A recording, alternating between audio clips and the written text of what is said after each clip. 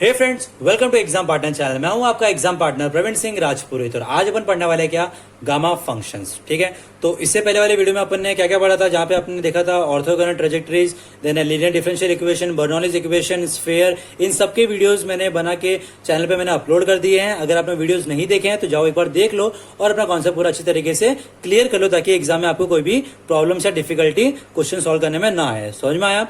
तो जाओ देखो और कॉन्सेप्ट पूरा क्लियर करो। तो आज के वीडियो में अपन क्या करेंगे, गामा फंक्शन के बारे में पढ़ेंगे कि गामा फंक्शन क्या है, उसकी प्रॉपर्टीज क्या क्या होती है, उसके रिडक्शन फॉर्मूले कौन कौन से होते हैं और उनके क्वेश्चन किस तरीके से आते हैं, वो भी मैं आपको आने वाले वीडियो में बताने वाला हूं। और इंपॉर्टेंट क्वेश्चन को भी मैं सॉल्व करूंगा जो एग्जाम में बार बार रिपीट होते हैं। ठीक है, तो चलो अपन आज का वीडियो शुरू करते हैं, जिसका नाम है गामा फंक्शंस। तो सबसे पहले इसका एक डेफिनेशन देखते हैं कि गामा फंक्शन होता क्या है और उसका बेसिक जो उसका फॉर्मूला है वो कैसे होगा करके वो अपन देखते हैं। तो सबसे पहले गामा फंक्शन को नोटिफाई करते हैं इस वाले सिंबल से, जो आपका रूट टाइप होता है ना, उसको हम बोलते हैं, ये अपना क्या होता है, गामा फंक्शन। एक बार आप इसका सिंबल देख लो। ठीक है, नाउ अब इसका एक डेफिनेशन लिखा हुआ है, जो अपन देखते हैं कि इसका डेफिनेशन होता क्या है, गामा फंक्शन किसको बोलते हैं। Consider the definite integral 0 to infinity integration e raised to -x into x raised to n-1 dx. It is denoted by the symbol this and is called as gamma function of n. मतलब क्या बोलता है ये कि ये जो आपका integral है इसको हम क्या बोलते हैं, गामा फंक्शन बोलते हैं। ठीक है, और इसको आप डिनोट कर सकते हो गामा एन से।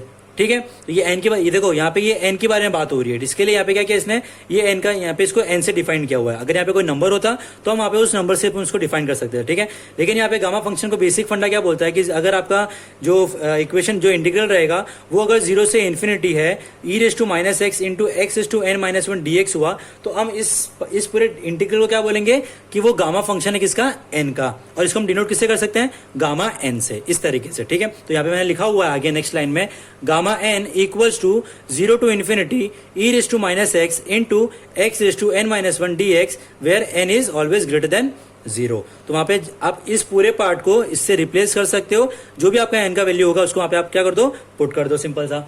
समझ में आ रही है तरीके से? ठीक है, ये हुआ क्या बेसिक पार्ट। अब देखते हैं क्या इसमें कि गामा फंक्शन के लिए रिडक्शन फॉर्मूले कौन कौन से आते हैं।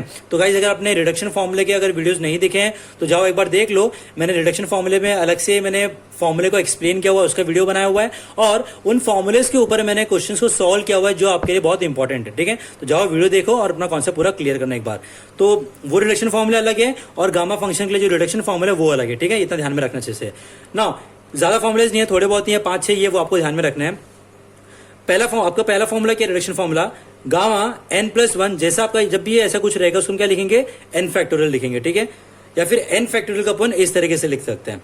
नाउ n क्या रहेगा आपका, पॉजिटिव इंटीजर, तो गामा n+1 रहेगा, उसको अपन क्या लिख सकते हैं, n फैक्टोरियल। बट ये कब होगा, जब आपका जो n का वैल्यू है वो आपका पॉजिटिव इंटीजर होना चाहिए तब। जैसे मान लो 5+1 लिखा हुआ है, ठीक है, तो ये क्या हो जाएगा, 5 फैक्टोरियल हो जाएगा। समझ में आ रही है तरीके से?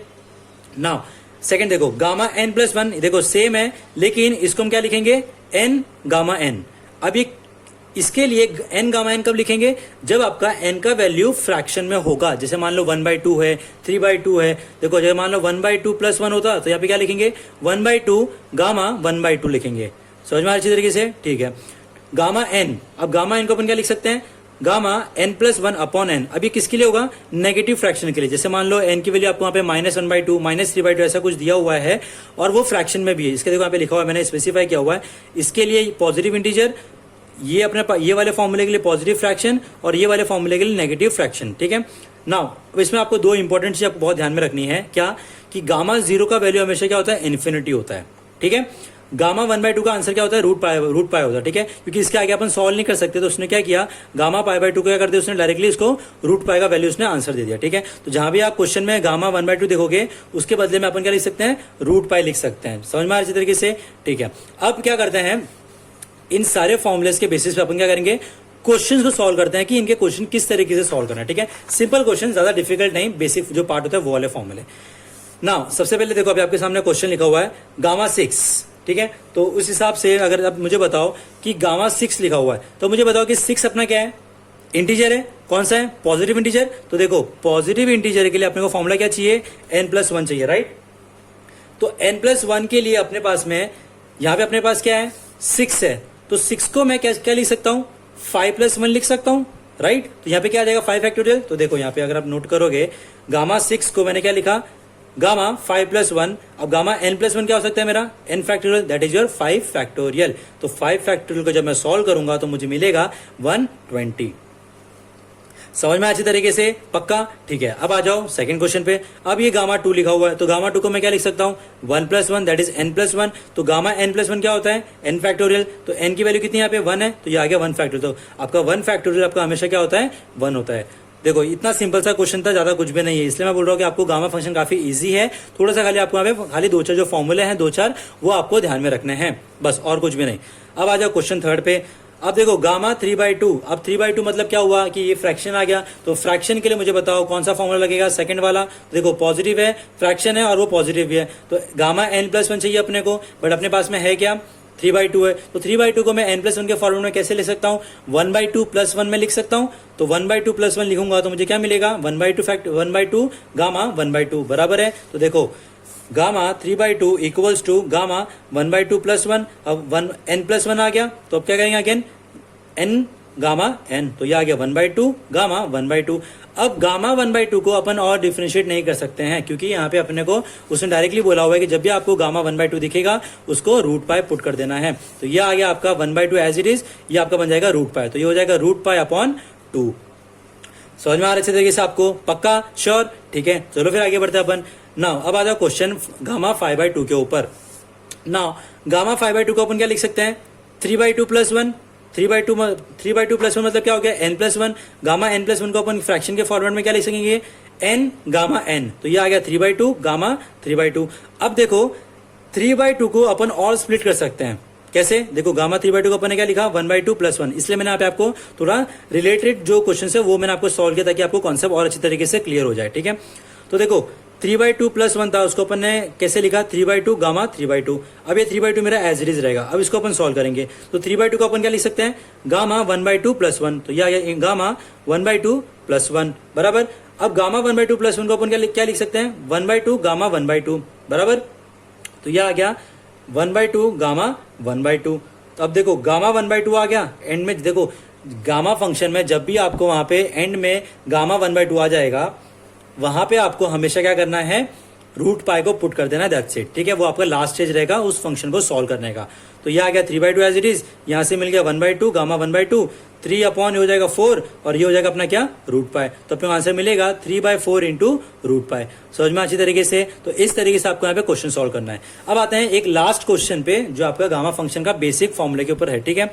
और एक चीज मैं आपको बताना चाहता हूं कि जो आपका ये नेगेटिव फ्रैक्शन वाला पार्ट है, ये मतलब मान लो ना कि 100 में से अगर 1% चांस होता है कि कभी एग्जाम में आता है, और एग्जाम में आने के चांसेस भी उसके बहुत रेयर होते हैं। मोस्टली नेगेटिव फ्रैक्शन कभी नहीं आता है, ज्यादा करके फ्रैक्शन के 80% चांसेस होते हैं और 20% चांसेस होते हैं पॉजिटिव इंटीजर के फॉर्मूले वाले, ठीक है।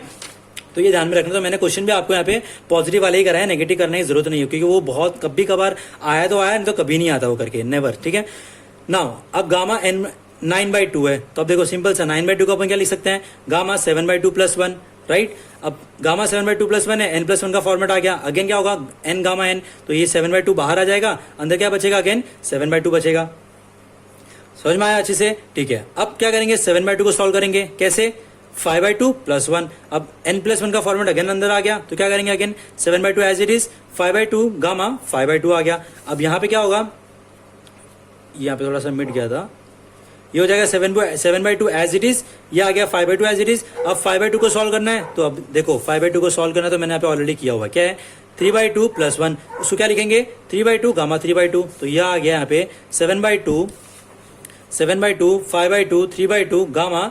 अब देखो अंदर क्या बचेगा, 3/2 बचेगा, तो उसको लिखेंगे 1/2 + 1। अब 1/2 + 1 को क्या लिख सकते हैं, 1/2 गामा 1/2। तो यह आ गया 7/2 5/2 3/2 एंड 1/2 × अब यहाँ पे एंड में क्या बचा था अपना, गामा 1/2 बचा था, राइट। तो उसको अपन क्या लिखेंगे, √π लिख देंगे। समझ में आ रहा अच्छी तरीके से।